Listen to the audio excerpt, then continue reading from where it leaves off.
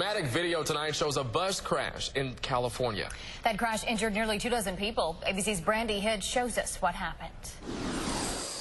Speeding out of control on a San Francisco street, this newly released surveillance video shows the frightening moments as a sightseeing tour bus smashes through street barricades before crashing into construction scaffolding. And this is the aftermath of last Friday's crash, now under investigation.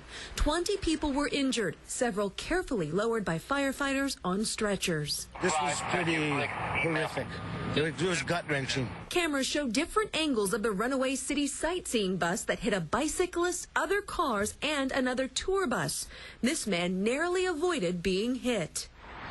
Investigators are now combing through what's left for clues. The driver's wife told KGO-TV he claimed the brakes failed.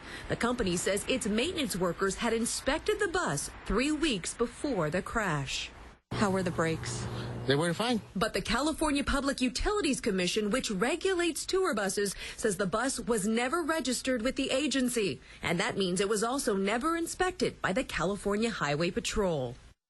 Investigators have not yet determined what caused this crash. Several of the victims with critical injuries remain hospitalized. Brandy Hidd, ABC News, Los Angeles. Wow, we have another caught-on-camera moment to show you tonight. We have some just-released video of a brawl in a California courtroom. A deputy body-slammed a state attorney in this video. The sheriff's department claims the deputy did it because the attorney was talking too loud, there she goes, and speaking unprofessionally to the other attorneys involved in this case. Court recessed for the day after this fight.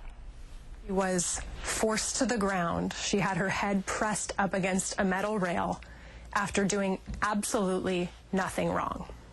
The California Department of Justice is reviewing the incident. The Superman suit worn by Christopher Reeve back in the 70s is being auctioned off this week. It was designed by Oscar award-winning costume designer Yvonne Blake, and bidding starts at $50,000. And speaking of awesomeness, a collection of Star Wars toys from the 70s is also on the auction block. It includes coins and action figures in their original packaging. Some are expected to pull in as much as $25,000. The collection is owned by a famous clothing entrepreneur. The auction is set for December 11th, 1 week before The Force Awakens hits theaters.